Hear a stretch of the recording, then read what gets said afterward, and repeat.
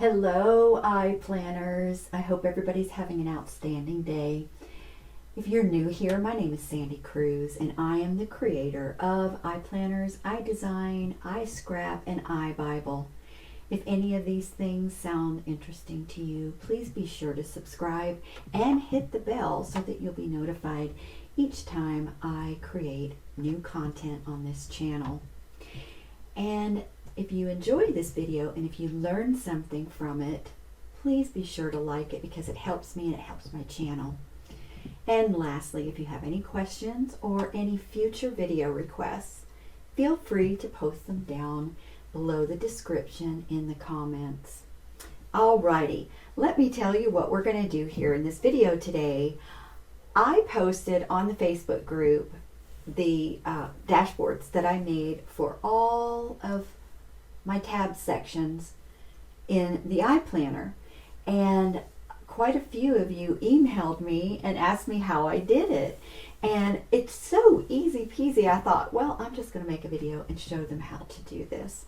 So in order to do this, we're going to go over to iDesign or Keynote and work with some iDesign shapes. But first, I want to show you how to sample color, because these are the colors that are going to fill the backgrounds of your dashboards. So I'm using, the colors that I'm using of my tabs. So in order to sample that color, I'm going to zoom in really close, and you want to be sure that your lasso's selected, and I'm going to draw a rectangle right inside that color. And now when I tap it, I get an option to take a screenshot. And all I have to do now is to tap the arrow and save it to my camera roll. So that'll be there in my camera roll, and these are going to be my backgrounds for my dashboards. And by the way, my camera, of course, is right in front of me, and then below it I'm mirroring my iPad, but my iPad is located down here on my desk, and below that is my mouse. So, and then my script is over here to the left on another screen to the left of my laptop. And so if you see me looking all over the place and not making eye contact with you, I apologize. All right, so let's get one more color just to reinforce how to do this. I'm going to draw a rectangle, and then I'm going to tap it and select take a screenshot. And now I'm going to press the arrow and save it to my camera roll. So that'll be waiting for me when I go over to Keynote and start my dashboard project. All right, so let's go ahead and head over there now. And as you can see, of course, I've been working on this already. And so the first thing that you're going to want to do is you're going to want to add a new clean blank slide. All right, so now I want to add that image that I sent over to the camera roll. So I'm going to go ahead and tap the plus, and then I'm going to tap images and photo or video. And I'm going to go ahead and let me get this blue one. And I'm going to stretch it so that it fills my drawing space or my slide, the entire slide. All right, now what I used to create these dashboards that I made were icons, and then one of the abstract shapes, and they're all in the iStore. There's about 8 sets of the abstract shapes. There's 8 sets of those, in 2 bundles, so you could do 4 and 4, or you could do 1 and 1, just 2, whatever. And then also there's about just under 200 icons. So, and they're all fillable. You fill them in their iDesign shapes, you fill them in Keynote, you can fill them with patterns, you can fill them with color. And so these are just some of the icons that I used for my tabs across the top of my iPlanner. And I like to do that so that I can identify what is located behind each tab. And so just by seeing an icon, it triggers me and lets me know what's behind there. All right, let's go back over to Keynote. And then these are some of the icons that I used for the dashboard. And this is the shape that I used for that wavy, wonky curve at the bottom of each page. All right, so I'm going to start with that. I'm going to go ahead and tap it, copy it, and let's go to our slide. And whenever you're pasting something on a slide, you're going to want to tap outside of any other elements. So let me tap and paste.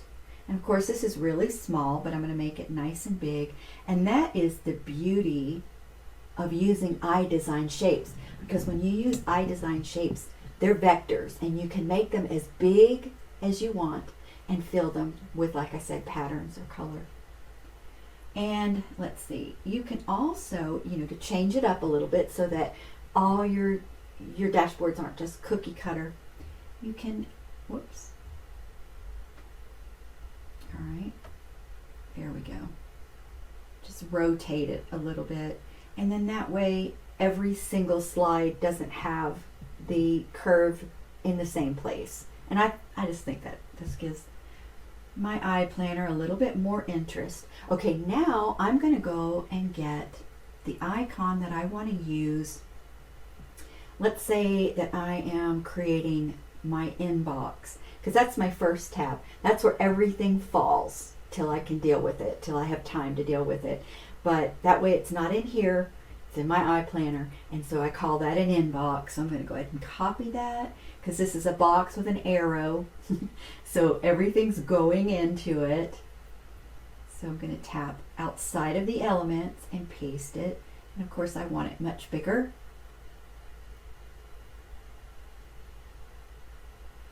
And like I said, you can make these as big as you want because they're vectors.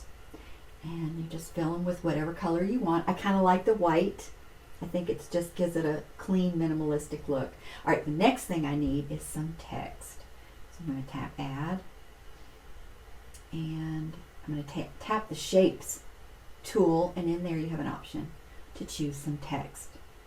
So if you double tap your text, you can go ahead and start typing. And I'm going to call it Inbox. And then I'm going to double tap it again, and now I want to make it a different font. So let's see, I think I know what font I want to use. If I can find it. There it is. And now I want to make it bigger. So I'm going to scroll down, and I'm just going to keep tapping on the plus until it gets to be the size that I want it.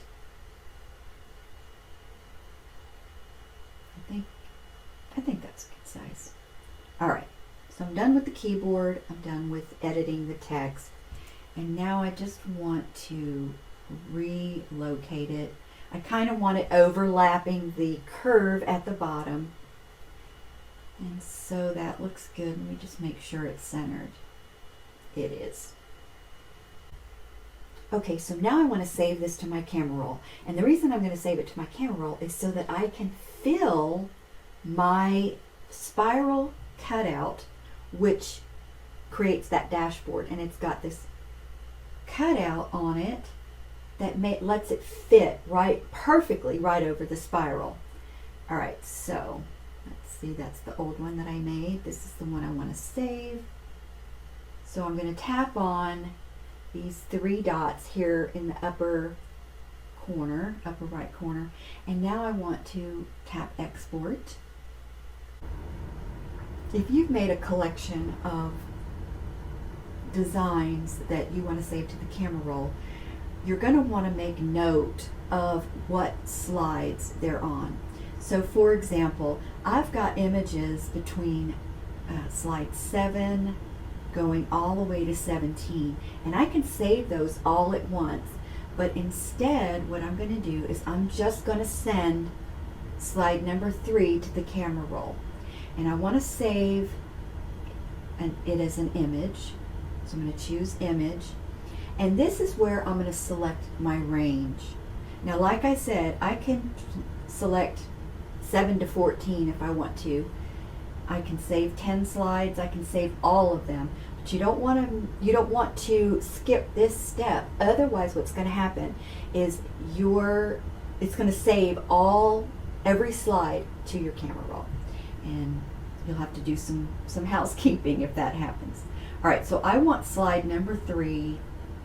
So I'm just gonna, okay, I set both of them to 3, and now I can go back, and that's set. And I don't need transparent background. PNG is a nice quality image. So I'm done here. I'm gonna go ahead and tap export. And now I want to tap save image, and it saves it to the camera roll. All right, so now we want to fill our dashboard. So let me copy one of these. This is my master template. I never fill my master template. I leave it exactly how it came in the package, and I always copy and paste. So I'm going to copy this, and then I'm going to add a new slide. Paste it on the new slide. Nice and big. And now I want to fill it. So I'll tap the paintbrush, and I'm going to make sure image is selected, and then I'm going to replace. And now I'll choose an image from my camera roll, and there's my image waiting for me to fill it. And it fills this template perfectly. See, if I make it smaller, you can see how it filled it perfectly. All right, I'm ready to copy and paste it to GoodNotes. But one last step, I want to add a style to it that gives it like a little bit of a curve, like a 3D for the page, to make it look a little realistic. So I'm going to tap the paintbrush, and this time I want to tap style, and I'm going to turn on the drop shadow by sliding the slider over. And this is my favorite page drop shadow. Gives it a really nice curve. All right, you can't see it now because my background is set to blank, so it's black, so you can't see it, but you'll see it over in GoodNotes. I'm going to tap outside the drawing space. I'm going to select all, and then we'll go back over to GoodNotes, and I'm just going to paste it here. Now, something I want to point out is because of that style that we added, it puts a lot of extra space at the top and the bottom of the design. You can crop that out, so I'll just tap it and crop.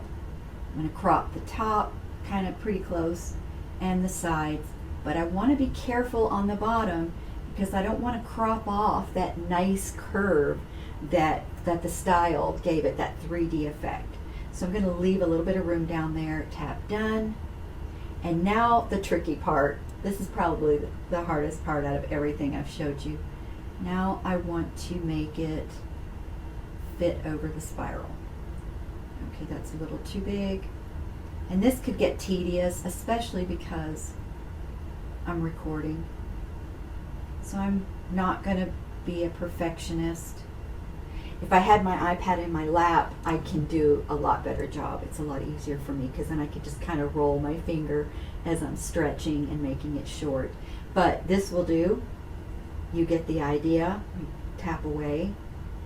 And that is my dashboard. I think I'm going to go back and make all my dashboards on the left and then let the right side, the slide on the right, take that away and just let it be blank.